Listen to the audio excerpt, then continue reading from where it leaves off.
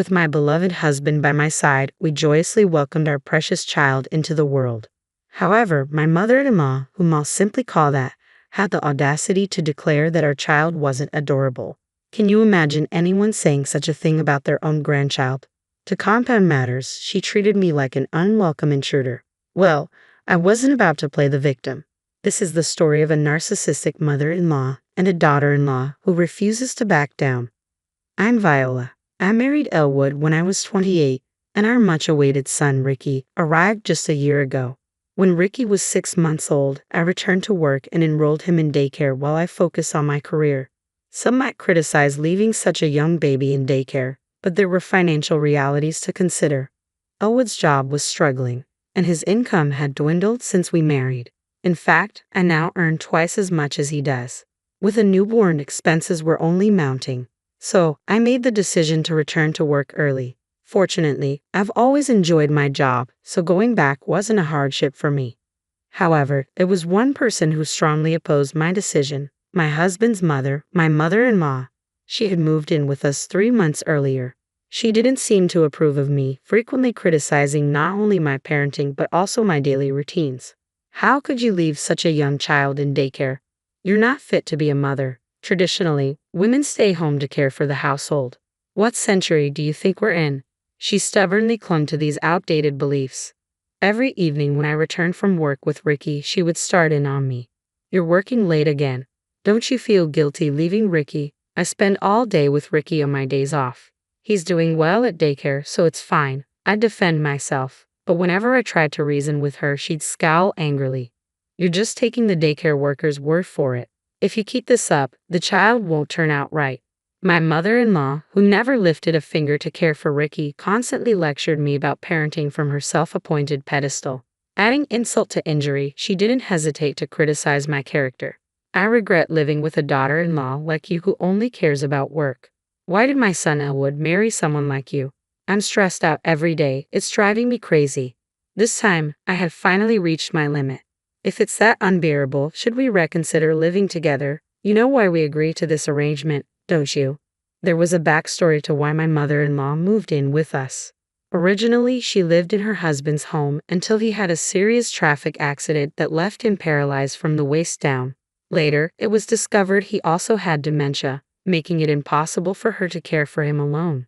Reluctantly, she moved him to a care facility. She then insisted we move in with her, but both my husband and I had jobs. Given our daily commutes, relocating from our current home was simply not feasible.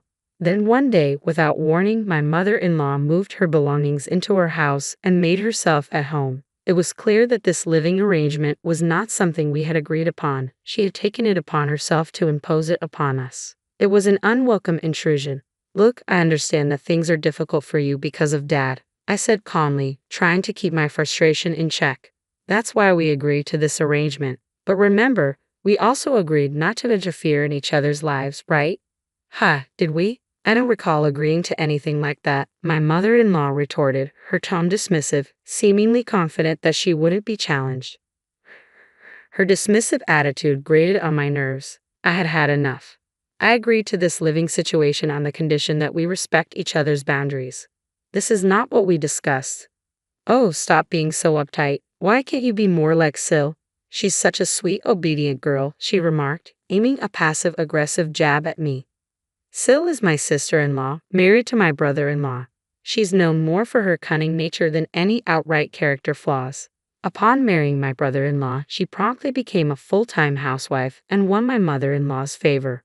Without her consent, mother-in-law would often invite her over and they would gossip about me behind my back. Did you hear? Viola is still working, mother-in-law would remark. Oh my, really? Ricky is so young. It's hard to believe she manages that, Sil would chime in. You're so clever, unlike Viola who hasn't chosen to be a full-time housewife, mother-in-law would reply, emphasizing the contrast between us. I won't have to worry when you have a child, I assured my mother-in-law respectfully. I'll do my best. Their petty arguments continued incessantly. To my dismay, they would purposely talk in loud voices within earshot. I grew to resent them deeply. Over time, Cecil began to criticize me freely in an effort to win my mother-in-law's favor. You know, she would say, Doesn't my brother-in-law make about the same salary as my husband? Yet you're still working. Could it be that you're not good with money? A few years ago, my husband did earn as much as my brother-in-law, but his earnings have since fallen below that level. I had mentioned to them about my husband's company's declining financial situation. Out of pride, it has now become a regular occurrence that whenever Cecil criticizes me, my mother-in-law eagerly joins in.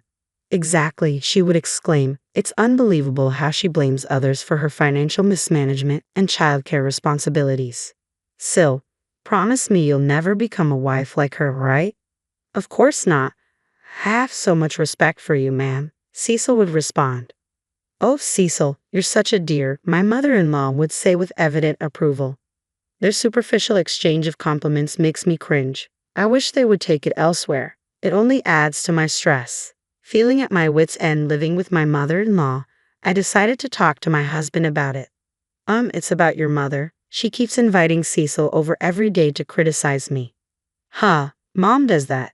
I usually get home after you, so I had no idea about this, my husband replied, looking puzzled.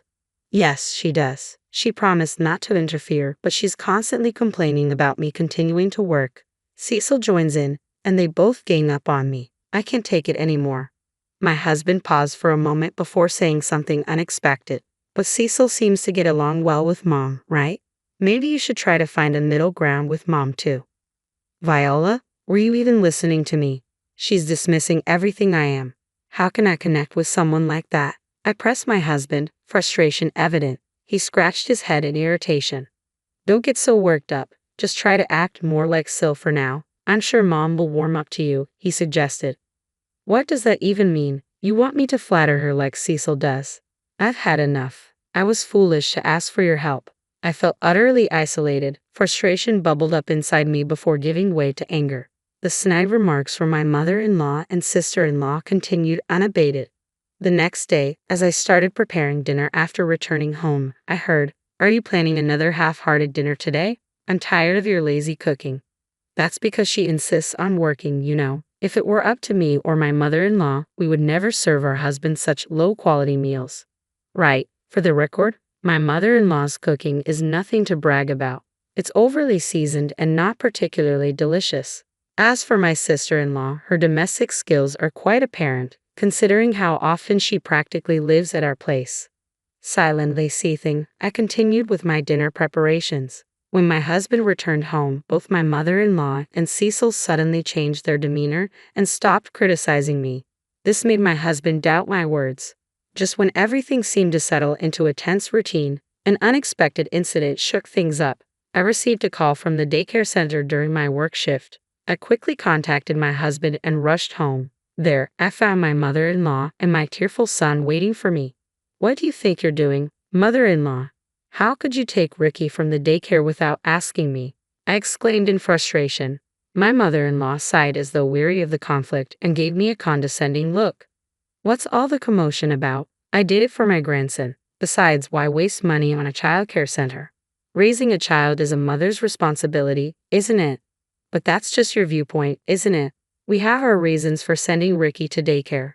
Taking him without permission is unacceptable. It's practically kidnapping. Kidnapping? Seriously? Regardless of whether he's my grandson, you ignored the teacher's warnings and took him. That's kidnapping, plain and simple? I made my point, but she simply shrugged it off. Then she said something shocking. Oh, what nonsense. Neither you nor your son are cute. If you have a problem, just leave. She dismissed her own grandson as not cute. In that instant, alarm bells rang loudly in my mind. To hear her insult her own grandson like that, we couldn't stay with her any longer. I vowed to protect my precious son at all costs. Just then, my husband arrived home. I wasted no time in telling him, "Elwood, it was your mother who took Ricky from daycare. I've had enough. I can't live with her anymore." Suddenly, my mother-in-law played the victim, feigning tears. "Elwood, can you believe what Viola is saying? She's accusing me of kidnapping. I just wanted to pick up sweet little Ricky, that's all. Is it so wrong to want to see him?" Her words sparked my anger. Stop pretending. You just insulted my son and told me to leave. This is our home, not yours. Are you trying to play the doting mother in front of my husband? Elwood, please help me. Viola is always attacking me. my mother-in-law pleaded, turning to my husband. Watching her dramatic act, I couldn't help but find the situation absurd. If my husband chose to side with her over this poorly staged performance, I knew then it would be just my son and me moving forward together. The first to break the tense silence was my husband. "First, I need to talk with Viola. Mom, please go back to your room," he said firmly. This unexpected stand from my husband, who usually sided with his mother, widened her eyes in surprise. "What are you saying? You don't need to listen to Viola, do you? Can't you see how upset I am? Ricky's involved in this too. That's why I want to have a proper conversation with Viola as his parent," my mother-in-law protested, visibly dissatisfied but reluctant to upset my husband. Later, my husband and I spent hours discussing the incident and all the issues leading up to it, finally reaching a resolution. A few days later, we decided to share the outcome of our discussion with her. "Mom, sorry for the wait. We've reached a decision," my husband said to my mother-in-law with a smile. Judging by her expression, she seemed convinced her son was on her side. She started talking excitedly. "So, you're finally breaking free from Viola, huh?" Without acknowledging what I had just said, my mother-in-law became elated. She immediately called my brother-in-law and his wife, as usual, to criticize me. "What a relief. Today we finally say goodbye to Viola, right?" I replied with a smile. "Absolutely."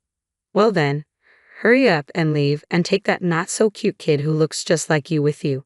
This house will be for me, Elwood, Derek, and Tall from now on. Let's go, Viola." My husband finally spoke up after remaining silent. "Excuse me. Let's go, Elwood." "What? What?" My mother-in-law seemed bewildered, repeating "what" several times. My husband and I began packing our things, preparing to leave with our son. That's when my mother-in-law intervened. "Wait, Elwood, what's happening? We're supposed to live together in this house, right?" "What are you talking about?" My husband turned to her with a stern look. "I'm leaving with Viola. I can't tolerate your behavior any longer." My mother-in-law trembled, then collapsed. "Why? Why would you take her side? I heard everything from the daycare center teacher.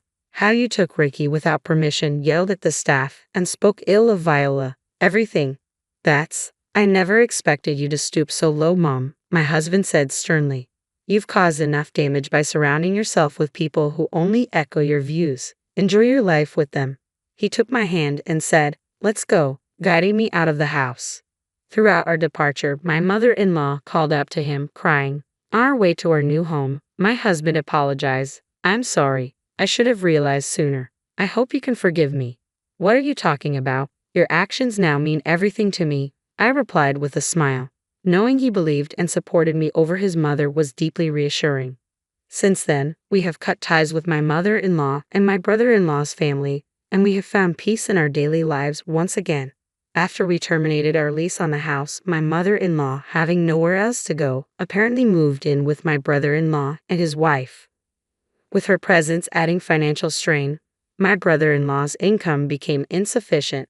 Consequently, Cecil had to find a job, leaving my mother-in-law alone at home.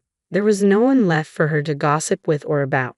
Even her once close relationship with Cecil turned sour, leading to constant arguments. "I have to work because of you, mother-in-law." "Oh, spare me." "What, so now it's my fault? Leave, you old hack." Upon hearing Cecil's true feelings, her husband seemed to have lost his affection for her. I heard they're going through a divorce. Once free to act charming in front of my husband, Cecil's newfound workload and irritability have revealed her true nature. No matter how tough things get for them, I have no desire to reconnect with my mother-in-law. From now on, my husband, my son, and I will focus on building a happy home together.